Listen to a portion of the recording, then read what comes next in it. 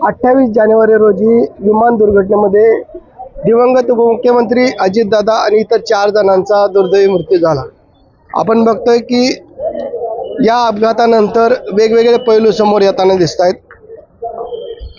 5 ते 6 दिवसानंतर दुसऱ्या स्फोटाचा व्हिडिओ आपल्याला समोर आला आणि नंतर आपण बघितलं की या अपघाताला कुठेतरी शंकेला वाव निर्माण झालेली आहे। वेगवेगळ्या पत्रकार परिषदेत देखील आमदार रोहित पवार यांनी घेतल्या आणि काल जय पवार यांनी एक शंका उपस्थित केलेली आहे की हा ब्लॅक बॉक्स एवढ्या लवकर जळू कसं काय शकतो, म्हणून आता कुठेतरी शंकेला वाव निर्माण झालेले। ते सर्व राष्ट्रवादीचे कार्यकर्ते माझ्याबरोबर आहेत, आपण त्यांना विचारू। एकंदरीत आपण बघितलं की ब्लॅक बॉक्स जळाला असं सांगितलं जातंय, काय भावना आहेत? काल माननीय जयदादा पवार यांनी जी भूमिका त्या ठिकाणी मांडली ते अतिशय योग्य आहे आणि आम्ही सर्व बारामतीकर म्हणून आमची एक दादांचे आम्ही सर्व कार्यकर्ते म्हणून एक कुटुंब प्रमुख आमचे होते ते, आणि जी काय चौकशी ती योग्य पद्धतीने झाली पाहिजे।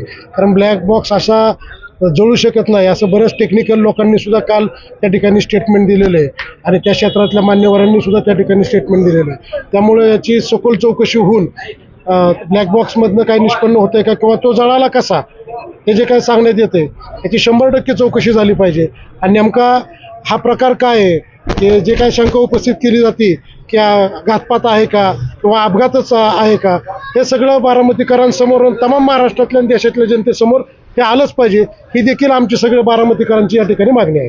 काल पत्रकार परिषदेमध्ये रोहित पवार यांनी शंका उपस्थित केली, त्यांच्या जीवाला देखील धोका आहे। मग असं असताना ही तपास त्यांनी एकंदरीत सर्व बाबी उघड करतायत म्हणून देखील त्यांची घातपाताची शक्यता आहे। आता रोहित दादांनी किंवा महाराष्ट्रातल्या इतर जे काही कोण मान्यवर होते त्यांनी ज्या ज्या काही शंका उपस्थित केल्यात याची सर्वच चौकशी मुख्यमंत्री महोदयांनी पण स्टेटमेंट दिलं की आम्ही सर्व सखोल चौकशी त्या ठिकाणी एक सरकार स्तरावरती करू, CID स्तरावरती करू आणि केंद्रीय स्तरावरती करू। तर ही जी काय मागणी केलेली त्या सर्व मागण्यांच्या नुसार एक समिती त्यांनी नेमलेली किंवा त्याची चौकशी चालू आहे। तर याची चौकशी खरोखरच सखोल चौकशी व्हावी आणि जे काय सत्य आहे ते सगळ्यांच्या समोर यावं। नुकताच पदभार घेतल्यानंतर सुनेत्रा वहिनी आणि राष्ट्रवादीचे सुनील तटकरे यांनी देखील मुख्यमंत्र्यांना भेटून याची CBI चौकशी झाली पाहिजे अशी देखील मागणी केली।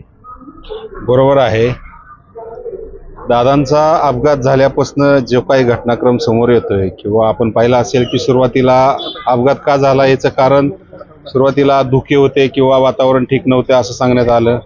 त्यानंतर आपण काही व्हिडिओज पाहिले, त्यामध्ये विमान ज्या प्रकारे पडले त्या प्रकारे पॅसेंजर विमान अशा प्रकारे पडू शकतं का किंवा त्यात पायलटची काय चूक होती का अशा प्रकारे शंका आली।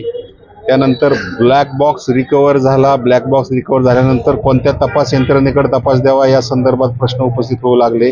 त्यानंतर आमच्या नेत्यांनी CBI चौकशीची मागणी केली आणि काल केंद्राच्या नागरी विमान वाहतूक मंत्रालयानं असं जाहीर केलं की ब्लॅक बॉक्स जळालेला आहे।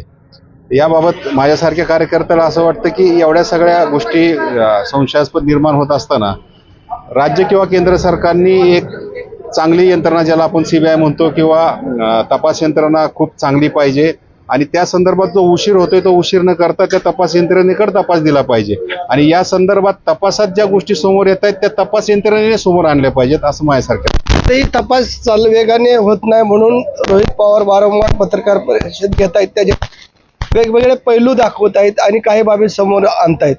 म्हणून त्यांनी काल म्हणलं देखील आहे की माझ्या जीवाला देखील धोका होण्याचा शक्यता आहे।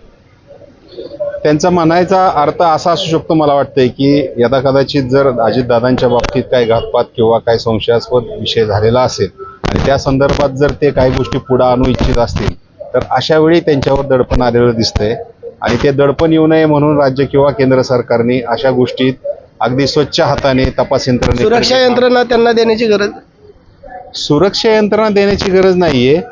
कारण रोहित पवार हे तसे निर्भीड व्यक्तिमत्व आहे, त्यांना एवढं काय इन्सिक्युअर राहायची आवश्यकता नाही असं माझ्यासारख्या कार्यकर्त्याला वाटतं। परंतु उलटपक्षी मी असं म्हणेल की केंद्र आणि राज्य सरकारने तपास यंत्रणा कोणती असावी या संदर्भात जे काही आता अंतर राहते तर ते दूर करून त्यांनी योग्य त्या तपास यंत्रणेकडे लवकरात लवकर तपास करून तपास लवकरात कसा जलद गतीने पूर्ण होईल याकडे लक्ष द्यावं। जय पवार यांनी काल रात्री आपल्या फेसबुक पोस्टद्वारे ट्विट केले की एवढ्या लवकर हा ब्लॅक बॉक्स जळू कसं काय शकतो? कुठतरी शंकेला वाव निर्माण झाली. कारण कसं झालेलं आहे की अजय पवार म्हणजे आता कसं आहे, अजितदादा हे तळागाळातले नेते होते, अजून महाराष्ट्रात त्या हळमधून अजून बाहेर पडला नाही आणि सर्वसामान्यांच्या शंका उपस्थित होत आहेत. त्यात रोहितदादांनी वगैरे बाकीच्यांनी जे मांडणी केली ते शंकेला वाव होतं. ते तळागाळातल्या लोकांच्या म्हणजे ज्या शंका आहेत त्या शंका आज अजयदादांनी पुढे आणल्या वगैरे आहेत. आणि ब्लॅक बॉक्स आता तज्ज्ञांनी सांगितलेलं आहे की ब्लॅक बॉक्स कधी डिग्रीला जुळू शकतो, कधी काही होऊ शकतो वगैरे. तर ते शंका उपस्थित केल्या त्या योग्य वाटत आहेत.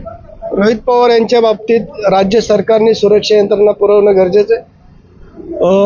जसं रोहित पवार ज्या पद्धतीने आज शंका उपस्थित करतात किंवा तळागाळातल्या लोकांच्या ज्या भावना मांडतायत वगैरे त्या पद्धतीने त्यांनाही कुठं वाटतं की कुठं आपला घातपात दादांचा घातपात झाला असा शंका आहे, तशी आपल्या बाबतीत काय होऊ शकतं म्हणून त्यांनी म्हटलं तर सरकारला योग्य वाटत असेल त्यांनी यंत्रणा दिली तर काय हरकत नाही आहे.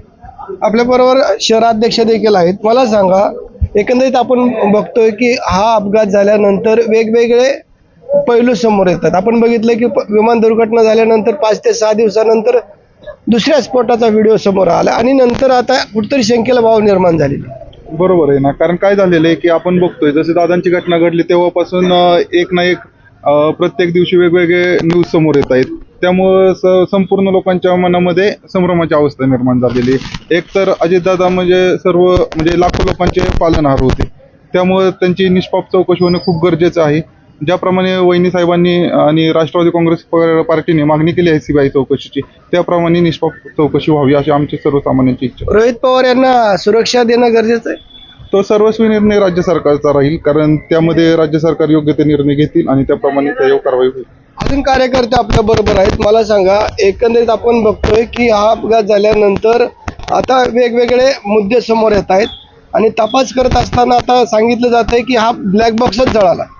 निश्चितच आमच्यासारख्या तळागाळाच्या मध्ये काम करणाऱ्या कार्यकर्त्यांसाठी हे अतिशय निंदनीय बाब म्हणली तरी चालेल. कारण आमचे जे सर्वस्व जे नेता होता, जो तळागाळातील लोकांना बरोबर घेऊन एक निष्ठेने काम करत होता आणि त्या नेत्याचा अशा प्रकारे जे निधन झालेले आणि त्याचा जो निकाल लागायला पाहिजे किंवा ज्या पद्धतीने तपास व्हायला पाहिजे त्या पद्धतीने होत नाहीये. कुठेतरी दुर्लक्ष होते, कुठेतरी याकडे दुर्लक्ष केलं जाते. त्यामुळे चांगल्या यंत्रणेद्वारे त्वरित तपास करावा. आता 15 दिवस जवळजवळ दादा गेलेत असं वाटत नाही आम्हाला, पण गेलेले आहेत. पण तरी पण कोणताही ठोस निर्णय न घेता, कोणतीही तपास यंत्रणा न लावता अतिशय शांत पद्धतीने हे कार्यक्रम दाबण्याचा प्रकार इथं चाललेला आहे काय, अशी शंका उपस्थित होत आहे.